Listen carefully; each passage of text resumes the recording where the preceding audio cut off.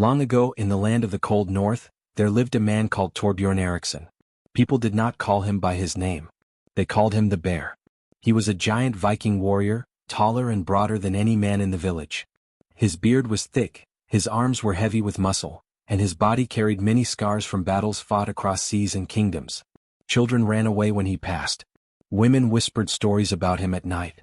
Men lowered their eyes when his shadow fell over them. To them he was more than a man, he was a living legend, a storm wrapped in human form. But Torbjorn was also alone. He lived in a small wooden house at the edge of the village of Nordheim. His days of raiding and glory were behind him. He had left war to find peace, yet peace felt empty when there was no family to share it with. One autumn day when Torbjorn was 35 years old, a small girl came to the village market with her mother. The girl's name was Sigrid. She was only 7 with golden braids, bright blue eyes and a fearless smile. While other children hid from the bear, Sigrid walked right up to him as he stood near the blacksmith's forge. She looked up at him, head tilted like a curious sparrow, and asked, "Are you really as strong as they say?" Torbjorn frowned. No child had ever spoken to him so boldly. "Strong enough," he said in his deep voice. "Strong enough to protect everyone you care about?" she asked again without fear. The question caught him off guard. He thought for a moment, then nodded. "I suppose so, little one." Sigrid smiled so brightly it melted something in his heart. Then she said words that would follow him for the rest of his life. "Then I will marry you when I grow up. A man that's strong should have someone to come home to." For the first time in years Torbjorn laughed. A true laugh, rough but full. Her mother turned red with shame and tried to pull the girl away, but Torbjorn stopped her.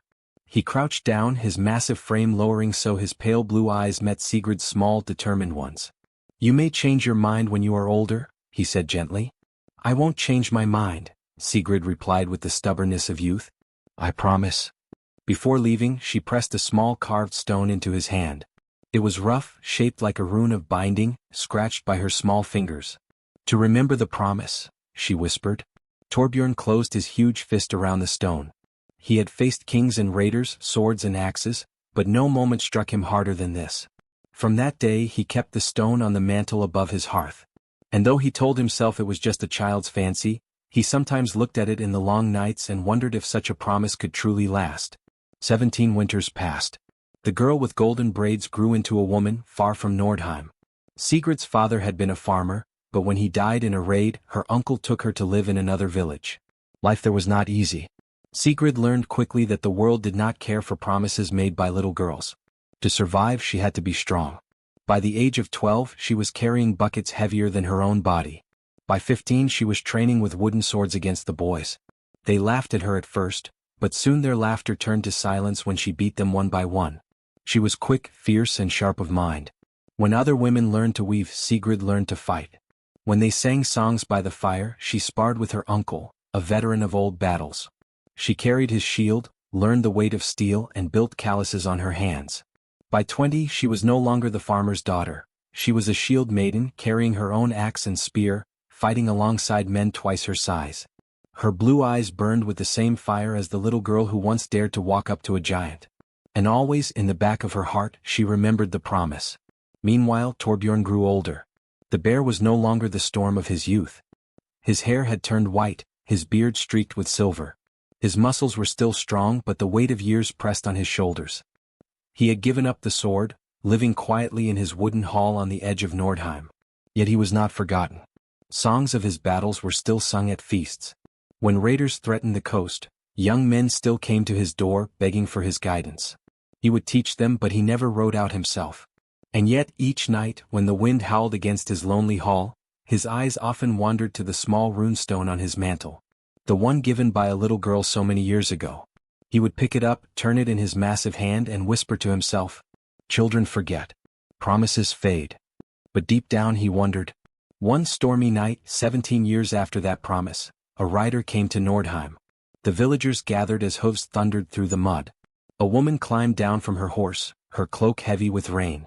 She carried a shield on her back, an axe at her side and scars upon her hands. Her eyes, sharp and bright, swept over the crowd. Then they fixed on the hall at the edge of the village. The villagers whispered, "Who is she? She looks like a warrior." "Not from here." But Torbjorn knew. The moment he opened his door and saw her standing there, tall and fierce against the storm, he knew. The little girl had returned. Sigrid smiled through the rain. "Do you remember me, bear?" she asked. Torbjorn stood frozen. His heart pounded like war drums, though no battle raged. He saw not the child but the woman she had become. Strong, scarred, and shining with the fire of life. "You kept the promise," he whispered. She reached into her pouch and pulled out a small carving, a second runestone, newer but made with the same hands. "I told you I would," she said softly. And in that moment the years between them fell away, and Torbjorn realized something he had never dared to believe, that promises made in innocence could survive the weight of time. For many days after her return, Sigrid stayed in Nordheim. At first, people whispered about her. Some called her bold for living in the Bear's Hall. Others wondered if she truly meant to wed him, or if she only sought his fame. But whispers soon faded when they saw her walk the training grounds. She fought like a storm at sea, fast and unyielding. Men who had mocked her at first found themselves flat on their backs in the dirt. Women began to follow her, learning how to hold spears, how to defend themselves, how to stand tall like her. Torbjorn watched from the edge of the field. His old heart felt a warmth he thought long gone. Sigrid was not the little girl who once pressed a runestone into his hand. She was a warrior, her own person, fierce and beautiful in spirit. At night they sat together by the fire. "You should not waste your years on an old man," Torbjorn said one evening, his deep voice heavy with doubt. Sigrid turned her blue eyes to him. "I did not come to Nordheim for a young man. I came for you. The one who once told me he was strong enough to protect what he loved. That is the man I promised to marry." For the first time in decades, Torbjorn felt the weight of his solitude lift. He smiled, awkwardly, almost shyly, like a man young again. But peace never lasted long in the north. News came with traitors. Erik Bloodaxe, once Torbjorn's shield brother, had returned from exile. He had grown ruthless, leading a band of raiders who burned villages along the coast. Once, Erik and Torbjorn had fought side by side under the same banner. But Erik's hunger for power had turned them into enemies long ago. Now, Erik had heard whispers, that Torbjorn lived quietly, that a young shield maiden stayed by his side. Erik mocked him in taverns across the coast. "The bear is no warrior anymore," Erik laughed. "He hides behind a girl." When word reached Nordheim, young warriors urged Torbjorn to stand against Erik. But Torbjorn shook his head. "I am no longer a man of war." Yet Sigrid's eyes burned like fire. "Then I will fight him," she said. Torbjorn's blood ran cold. "No. You do not know the weight of Erik's axe. He kills for joy, not honor." "Then all the more reason he must be stopped," Sigrid replied. Her words struck deep, for they echoed what Torbjorn himself had once believed. Still he feared for her. He feared losing her before their story had even begun. One night, as the fire cracked and the wind howled outside, Torbjorn held the old runestone in one hand and the new one Sigrid had given him in the other. He looked at her across the flames. "Sigrid," he said quietly, "if we are to face Erik Bloodaxe, we must do it together. You and I, side by side." Her lips curved into a smile. As it was always meant to be. And so, the bear and the shield maiden prepared for the storm to come. The sky over Nordheim grew dark when Erik Bloodaxe finally came. He arrived at dawn, sails black as ravens, ships cutting through the fjord. The villagers ran to the shore, fear in their eyes. Men clutched spears, women gathered children, and old voices whispered the name Bloodaxe like a curse. At the head of the raiders stood Erik himself. He was broad and brutal, his hair long and wild, his axe sharp enough to split stone. Scars crossed his face and his eyes burned with hunger, for power, for revenge, for the glory he had always chased. When he stepped onto the shore, his voice thundered. "Where is the bear? Has he grown so weak that he hides behind women and children?" The villagers turned to Torbjorn's hall. And then from its doors 2 figures stepped out. Torbjorn, tall though bent by years, white beard flowing, his great sword once more in his hands. And beside him, Sigrid, her shield on her arm, her axe gleaming, her eyes bright with unbroken courage. Erik laughed when he saw them. "The bear and his cub," he mocked. "This will be quick." But Torbjorn's voice rolled like thunder across the shore. "This is not about quickness, Erik. This is about honor." The thingstones were raised. The old laws of duel, holmgang were declared.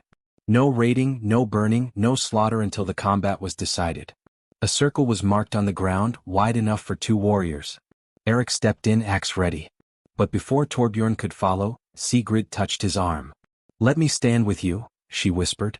Torbjorn looked into her eyes and saw not the little girl of long ago, but the warrior she had become. He nodded. Then we fight as one. The duel began. Eric roared, swinging his axe with the force of a storm. Sigrid blocked with her shield, the wood splintering under the blow. Torbjorn struck back, his sword flashing, forcing Eric to retreat for the first time in years. Back and forth they battled, steel on steel, shield against axe, cries echoing across the fjord.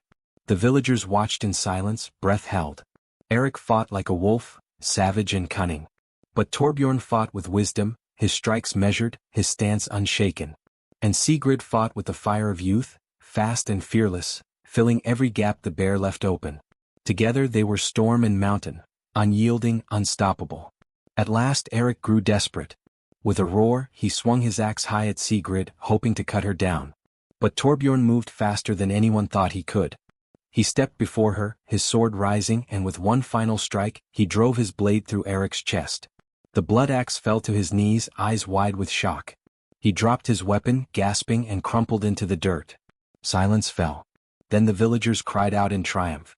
The bear had won. But Torbjorn turned, not to the crowd but to Sigrid. His chest heaved, his face wet with sweat and tears. "You are the reason I could lift my sword again," he said softly. "Without you, I would have been only a shadow." Sigrid lowered her shield and took his hand. "Without you, I would never have become who I am." In that circle, where blood still stained the earth, the promise made 17 years ago was finally fulfilled.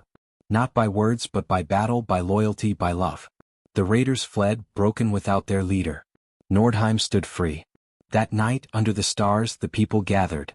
They raised their voices in song, of Torbjorn the bear, of Sigrid the shield maiden, and of the promise that outlasted years, fear and death itself. And when the feast ended, Sigrid turned to Torbjorn with a smile. "Do you believe me now?" He laughed, the same laugh he once gave to a little girl at a blacksmith's forge. He said. "I believe." And so, the giant Viking and the girl who never forgot her promise began their life together, not just as warrior and shield maiden but as husband and wife.